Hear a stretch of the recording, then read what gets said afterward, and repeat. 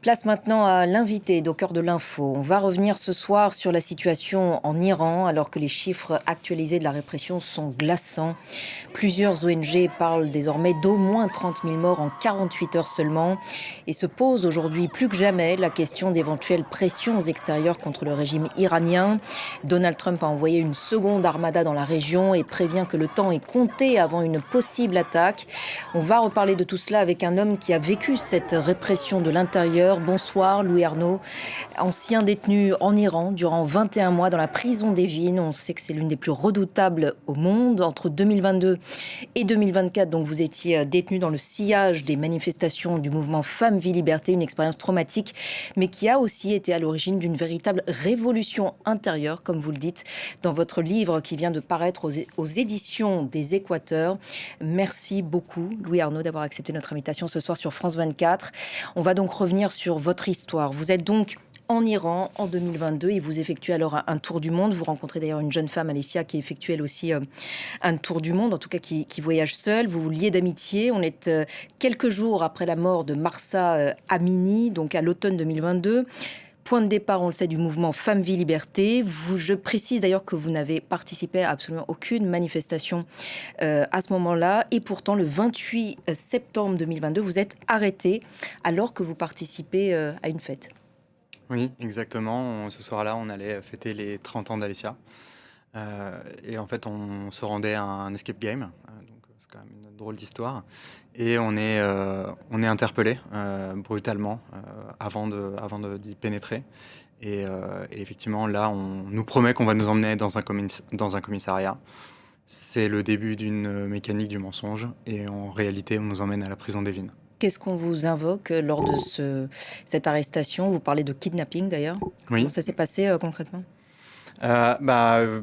Au début, on ne rencontre personne qui parle anglais, que des Rottweilers qui hurlent des injonctions en farsi et qui nous jettent dans des voitures. Et on va finir par rencontrer quand même un responsable qui semble être un commissaire et qui nous dit qu'on va juste nous poser quelques questions, que tout ça est une formalité, mais sans nous dire de quoi il retourne. C'est que plus tard qu'on comprendra qu'on a été arrêté en lien avec ces manifestations, quand bien même nous n'y sommes jamais allés. Et vous êtes alors emmené dans la prison d'Evin. Quand est-ce que vous réalisez d'ailleurs que les choses se gâtent, si je puis dire? Quand on arrive dans cette porte. Qu'est-ce que vous ressentez alors?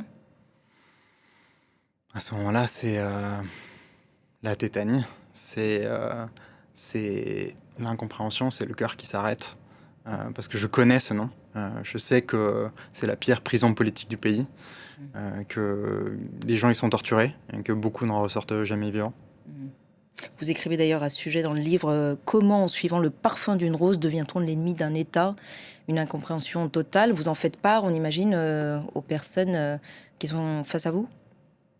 Oui, bien sûr. Enfin, on essaye d'avoir une discussion rationnelle, en fait, à un moment, face à cette sidération de cette folie de pourquoi sommes-nous arrêtés alors que nous n'avons rien fait. Mais c'est là qu'on va commencer à comprendre qu'il n'y a pas de dialogue possible, en fait, à ce niveau-là. Et ce que je ne réalise pas encore à ce moment-là, mais qui va venir assez vite, c'est que je suis non pas un prisonnier arrêté pour une quelconque manifestation, mais un otage. Vous êtes donc emprisonné dans des conditions de détention extrêmes? Ouais, et effectivement, c'est très important, je trouve, d'en témoigner aujourd'hui parce que c'est ce que vivent des dizaines de milliers d'Iraniens. C'est ce qui s'ajoute à l'horreur de la tragédie du massacre auquel on a assisté. Des dizaines de milliers qui ont été arrêtés. Exactement. La dernière répression. Exactement. Et qui se trouvent dans les prisons aujourd'hui et qui vont y rester pendant des semaines et des mois. Et donc, ce sont des gens qui sont entassés dans des cellules sans fenêtres, qui sont réduits en esclavage, et qui dorment à même le sol sous des éclairages qui vous fouillent littéralement jour et nuit. Et tout est fait pour déshumaniser, pour vous réduire, pour vous faire disparaître de votre vivant. Pour vous faire craquer aussi? Bien sûr. On sait qu'il y a beaucoup d'aveux sous la contrainte, bien sûr. Notamment en ce moment, contre des opposants. Oui, et c'est là qu'intervient la torture.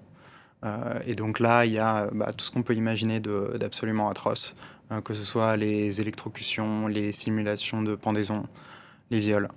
Même si la torture, bien souvent, c'est beaucoup plus subtil que ça. Et elle passe par beaucoup de moyens, et notamment l'un d'entre eux, c'est le mensonge. Le mensonge sur votre mère qui se trouve entre la vie et la mort à l'hôpital. Le mensonge sur vos proches qu'on n'hésitera pas à tuer, à violer, à assassiner. Donc torture psychologique. Exactement. Et à ce moment-là, ils n'ont même plus à se salir les mains. Parce que une fois que la porte de la cellule s'est refermée, on se torture soi-même par l'esprit qui tresse les scénarios de l'horreur. Et de cette torture-là, il n'existe aucune échappatoire. Et la torture physique, vous-même n'en avez pas été victime, si je ne me trompe pas, mais vous l'avez constaté sur des co-détenus? Bien sûr. De la violence physique, des côtes cassées, des visages tuméfiés sur lesquels on peut à peine distinguer un nez, une bouche, des yeux. Et vraiment des électrocutions, des gens... ces simulations de pendaison où on serre la corde jusqu'à ce que vous perdiez connaissance. On vous bat pour vous réveiller et on recommence. Et encore pendant toute la nuit. Et c'est ça qui était le plus difficile, cette torture mentale également? Le plus difficile, effectivement, c'est l'esprit. En tout cas, pour moi, qui n'ai pas été torturé physiquement, qui ai subi cette autre forme de torture, on m'a laissé pendant des mois dans cette cellule sans aucun lien avec l'extérieur, dans cet endroit où ne filtre plus que les hurlements des autres détenus, et sans savoir ce qui va m'arriver, et avec cette peur, cette folie d'avoir même été oublié dans cet endroit, parce que personne ne vous parle, et quand plus personne ne vous voit, comment exister quand personne ne vous reconnaît vivant? Qui est en cellule avec vous? Qui sont les détenus à vos côtés? Ce sont essentiellement des Iraniens, des manifestants de toutes les classes de la société, des dealers, des étudiants, des maçons, des ouvriers, des médecins, des avocats, des journalistes. Des gens qui sont tous unis par une chose, leur désespoir face à une vie dépourvue de liberté et l'absence d'avenir, mais aussi par leur détermination. Et c'est ça qui est extrêmement fort chez eux, c'est ce courage qui est incarné par tous ces Iraniens, qui ont été des gens qui m'ont accueilli, qui m'ont porté et qui m'ont baigné d'amour aussi pendant tout au long de cette détention. Parce que durant cette détention, vous avez failli sombrer, et puis finalement vous trouvez cette force intérieure qui, dites-vous, vous a sauvé, c'est ça? Exactement. C'est le titre de votre livre, cette révolution intérieure. De quoi s'agit-il? Exactement. C'est cette lente métamorphose qui m'a permis de m'extraire de ma condition d'esclave au milieu des enfers. Et elle est traversée de rencontres, et notamment l'une d'entre elles, c'est celle de Mohsen Shikari. Mohsen avait 22 ans. Il en paraissait déjà 30, à cause de cette corrosion qu'engendre la suffocation de liberté. Il était cuisinier, pris à la gorge dans une économie en ruine. Et il me confiait que il était descendu dans la rue parce qu'il ne désirait juste qu'un peu de liberté et un peu de dignité. Et pour ce rêve, Mohsen a été exécuté. Et c'est l'une de ces rencontres qui m'a fait prendre conscience d'une chose. Parce que jusque-là, pour moi, je sympathisais avec ces gens, mais ça n'était pas mon combat. Mais à ce moment-là, je comprends.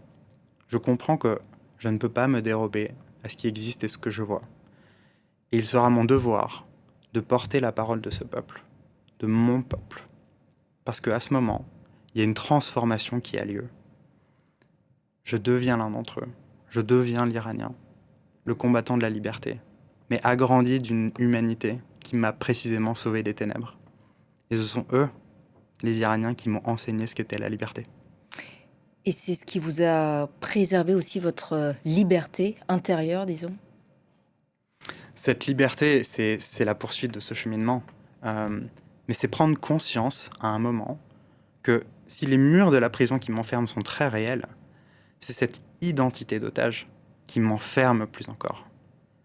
Mais je commence à comprendre que l'identité n'est pas fixe, que l'identité est une construction sociale, culturelle, et qu'il m'appartient de m'affranchir de cette condition qu'on m'impose. Et c'est comme ça que je vais pouvoir m'extraire de cette condition d'esclave pour devenir non plus l'otage, mais le survivant, le tenant de la dignité, l'activiste. Et parce que je cesse de me définir par rapport à mon bourreau, je me libère de son emprise. Et c'est là que je comprends que je suis libre. Je prends ma liberté. Et c'est ça que les Iraniens m'ont appris, que j'ai appris à leur côté. C'est que on peut nous arrêter, on peut nous torturer, on peut nous assassiner, mais on ne pourra jamais nous asservir. Et c'est ça qui est si bouleversant aussi dans la tragédie à laquelle on a assisté. Parce que les gens qui sont descendus dans la rue et qui se sont fait massacrer ne demandaient pas seulement la liberté, c'était une revendication de cette liberté, parce qu'ils s'étaient déjà libérés en eux-mêmes. Et avec vos co-détenus, vous faites l'expérience d'une fraternité donc extrêmement forte. Et depuis, donc vous le dites, votre devoir c'est donc de témoigner, de devenir le porte-parole de ces Iraniens qui ne peuvent plus donc s'exprimer puisque le blackout est toujours en vigueur. Précisément. Et c'est l'objet de ce livre. C'est mon devoir que je porte à travers ce livre. Les circonstances maintenant de votre libération, on va en parler, au terme donc d'un accord diplomatique, hein, je le rappelle. C'est quoi, du coup, par rapport à tout ce que vous venez de décrire, votre état d'esprit quand vous apprenez que vous allez être libéré, donc bonne nouvelle, et en même temps quand vous allez quitter ses frères, finalement? C'est un moment terrible, probablement le plus terrible de toute cette expérience. Il y a ce moment où je sors de l'avion et j'arrive sur ce tarmac grec et où je m'effondre, pulvérisé par la douleur. Et c'est là Une que culpabilité aussi? Un une sentiment de culpabilité très culpabilité? profonde, parce que mais c'est là que cette histoire elle prend toute sa singularité. Parce qu'à travers cette révolution intérieure, je me suis sauvé, mais je me suis aussi condamné en même temps.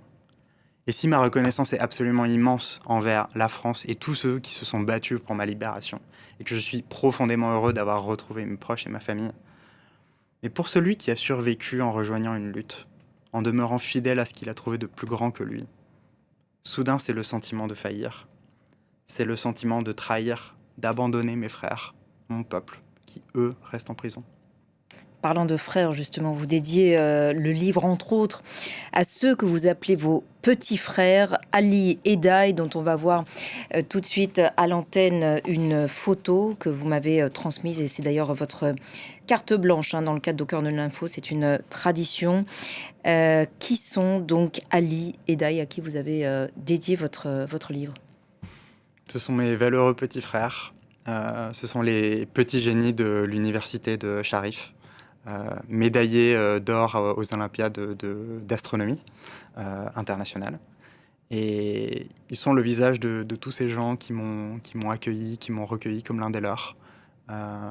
Et comme ce jour où ils ont organisé pour moi le plus merveilleux des Noëls en trouvant un morceau de branche dans la cour et en l'entourant de fils de couverture en guise de guirlande. Mais ce sont aussi les visages de la détermination de ce peuple à se libérer.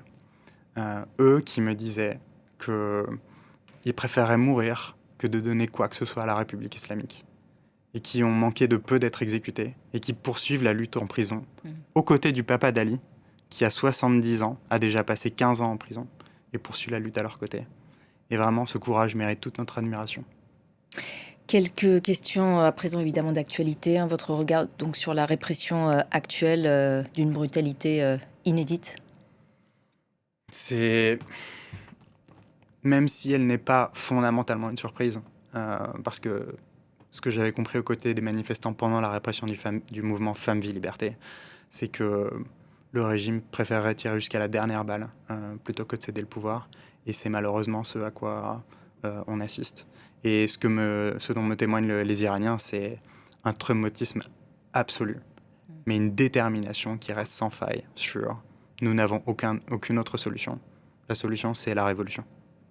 Et comment est-ce que vous appréhendez le scénario d'une éventuelle intervention américaine dans le pays? Elle est très désirée par beaucoup d'Iraniens avec lesquels je suis en contact, dans l'espoir que le régime tombera. Mais on sait aujourd'hui que Donald Trump, malgré l'espoir qu'il avait suscité à un moment, ne recherche absolument pas la libération de ce peuple, et juste à préserver ses intérêts dans la région. Et ce que me disent beaucoup d'Iraniens, c'est aujourd'hui on a le choix entre mourir de faim à cause d'une économie en ruine, mourir sous les balles des mollahs ou sous les bombes des Américains. Et sachant que s'il y a une intervention américaine et que le régime ne tombe pas, ce qui va s'en suivre, c'est ce que fait la République islamique, c'est ce que font toutes les dictatures humiliées. c'est se venger sur leurs enfants. Et alors la répression sera terrible. Dans ce contexte qu'on a décrit, on imagine que vous pensez aussi à Cécile Colère et Jacques Paris, qui ont donc été libérés de prison, mais qui n'ont toujours pas la possibilité de rentrer en France. Ils sont donc toujours actuellement à l'ambassade. Oui, exactement. Et on espère très rapidement leur retour. Vous dites que votre cœur est donc resté en Iran. Vous espérez sans doute peut-être pouvoir y retourner bientôt, un jour en tout Absolument. cas. C'est mon plus grand rêve. Merci beaucoup, en tout cas Louis Arnaud, pour votre témoignage ce soir sur France 24 dans le cœur de l'info. Et donc je rappelle votre livre La Révolution intérieure qui vient de sortir aux éditions Les Équateurs. Merci encore d'être venu. Cet entretien est à retrouver sur notre site internet et nos réseaux sociaux. Restez avec nous sur France 24.